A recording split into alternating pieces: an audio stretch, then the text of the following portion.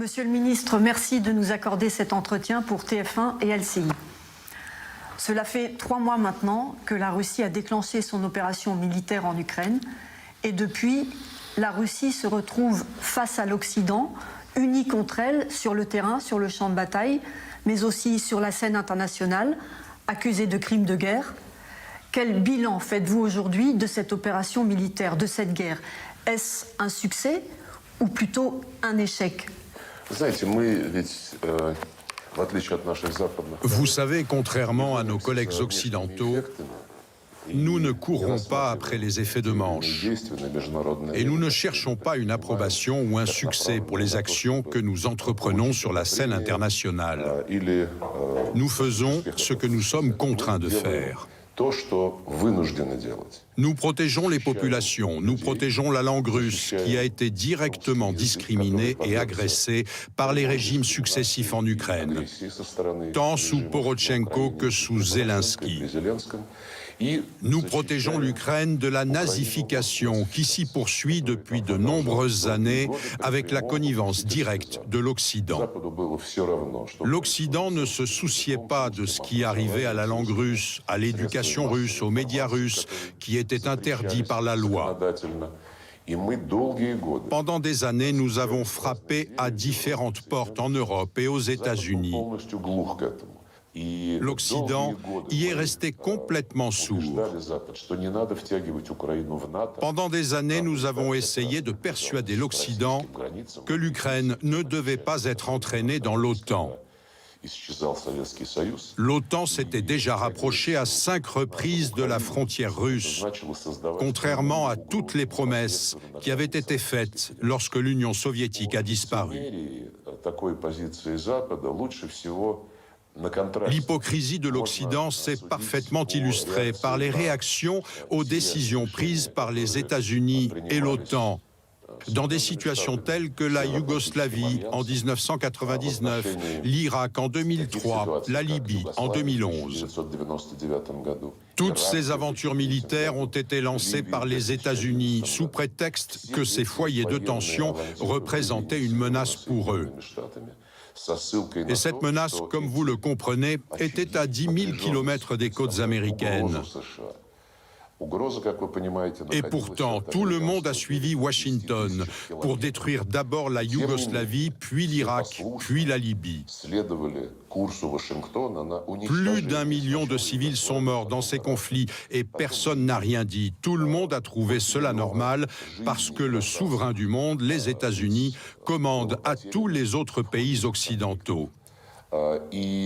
En Europe, à l'exception de la guerre en Irak où la France et l'Allemagne se sont opposées aux actions injustifiées et totalement inacceptables de Washington, dans tous les autres cas, tous les pays européens ont rapidement convenu que les États-Unis avaient le droit de déclarer une menace pour leur sécurité n'importe où dans le monde et de faire ce qu'ils voulaient. La Russie n'a pas déclaré une menace pour sa sécurité du jour au lendemain.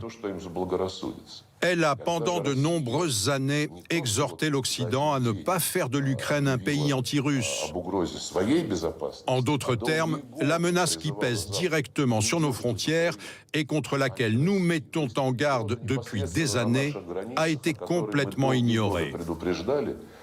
C'est pourquoi notre opération militaire était inévitable. Nous avons essayé d'alerter l'Occident depuis très longtemps. Et le président Macron a également parlé à de nombreuses reprises de la nécessité d'une nouvelle architecture de sécurité européenne. Mais les États-Unis ne le permettent pas et ne permettront pas de faire quoi que ce soit. Les États-Unis ont complètement assujetti l'Europe. Et bien sûr, nous voyons le désir de la France de promouvoir son idée d'autonomie stratégique, de sécurité européenne. Et le président Macron en parle régulièrement. Mais aucun autre pays européen ne semble très enthousiaste. Tous disent, même les Allemands, disent que la sécurité de l'Europe est impossible sans l'OTAN. Parlons maintenant de la guerre dans le Donbass où les combats s'intensifient. J'ai passé près de 3 mois dans le Donbass. entre Donetsk et Lugansk. Je suis allée à Mariupol plusieurs fois, une ville dévastée où j'ai vu beaucoup de souffrance, et tous les miliciens, tous les militaires que j'ai rencontrés m'ont dit que cette guerre allait durer et qu'elle serait sanglante. Cette bataille sur le front du Donbass, Monsieur Lavrov, est-elle la dernière? Est-ce que l'opération militaire russe va s'arrêter après? Certes, des gens meurent. Mais si l'opération prend autant de temps, comme nous l'observons maintenant, c'est d'abord parce que l'armée russe a reçu l'ordre d'éviter à tout prix toute attaque, toute frappe contre des infrastructures civiles. Seules les infrastructures, les équipements et les effectifs militaires doivent être ciblés. Nous agissons de manière complètement différente par rapport à l'armée ukrainienne et aux bataillons néo-nazis ukrainiens qui utilisent simplement les civils comme boucliers humains. Si vous avez été sur place, vous avez probablement vu ou entendu comment ces bataillons ukrainiens placent des armes lourdes dans les zones résidentielles, près des écoles, des hôpitaux et près des jardins d'enfants. Vous savez aussi probablement comment ils bombardent régulièrement Donetsk, les zones résidentielles de cette grande ville, comment les civils en souffrent.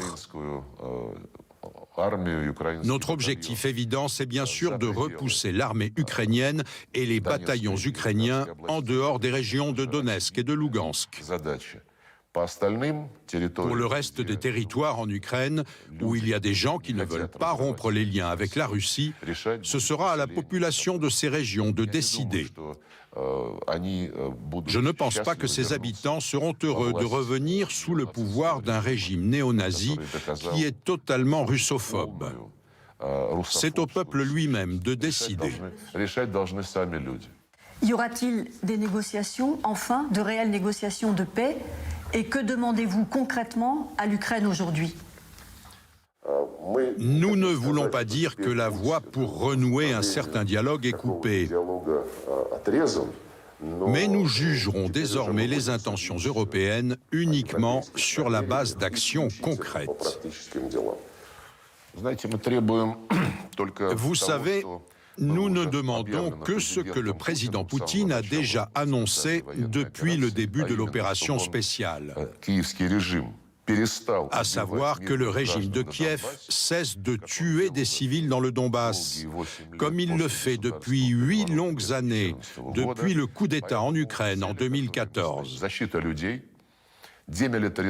C'est pourquoi nos objectifs sont donc de protéger les civils du Donbass, de démilitariser l'Ukraine, c'est-à-dire qu'il ne doit plus y avoir d'armes sur son territoire qui représentent une menace pour la Fédération de Russie. Nous voulons aussi rétablir les droits de la langue russe, conformément à la constitution de l'Ukraine, que le régime de Kiev a violée en adoptant des lois anti-russes. Mais il faut aussi dénazifier l'Ukraine, parce que les idées et les actes néo-nazis font partie maintenant de la vie en Ukraine. Est-ce qu'il y aura d'autres batailles après cette bataille sur le front du Donbass? C'est la question que se posent beaucoup d'Européens. Notre priorité absolue, c'est la libération des régions de Donetsk et de Lugansk, qui sont désormais reconnues par la Fédération de Russie comme des États indépendants. Pour être clair, les républiques de Donetsk et de Lugansk vont être annexées par la Russie? Vous savez, il ne s'agit pas d'annexion. Il s'agit d'une opération militaire demandée par les États souverains que sont les républiques populaires de Donetsk et de Lugansk, en vertu de la Charte des Nations Unies, dont l'article 51 prévoit le droit de légitime défense individuelle et collective. Nous défendons les populations et nous les aidons à rétablir leur intégrité territoriale. Évoquons les relations de la Russie et de la France. Entre les sanctions économiques qui se renforcent chaque jour, avec les canons français qui arrivent côté ukrainien, les expulsions de diplomates de part et d'autre, est-ce que la France et la Russie sont encore des partenaires? Vous avez parlé d'expulsion croisée de diplomates, mais nous n'avons chassé personne. Ces sanctions sont hystériques. Je dirais même qu'elles indiquent une impuissance. La rapidité avec laquelle elles ont été imposées et leur ampleur montrent certainement qu'elles n'ont pas été rédigées du jour au lendemain. Elles ont été préparées il y a longtemps et il est peu probable qu'elles soient levées dans le futur. Les États-Unis ne le disent pas publiquement, mais dans leur contact avec leurs alliés, ils disent que lorsque tout cela sera terminé, les sanctions resteront en vigueur. Donc en fait, l'Ukraine n'est qu'un outil, une pièce de rechange.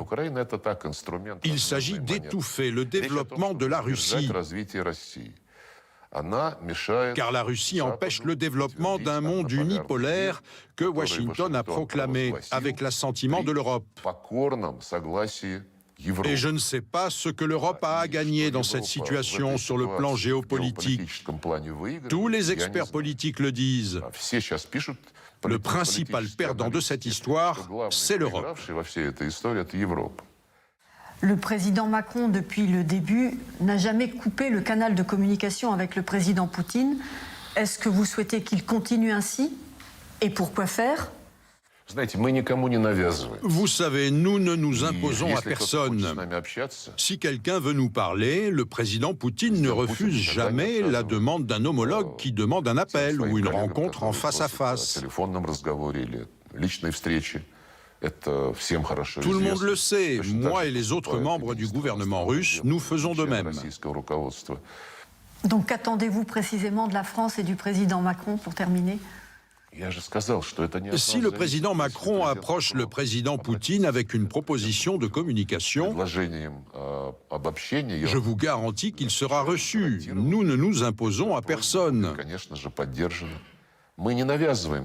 Nous entendons la Russie être accusée publiquement d'agression par tous les dirigeants de l'Union européenne, sans exception, dans un langage assez belliqueux. Nous l'entendons.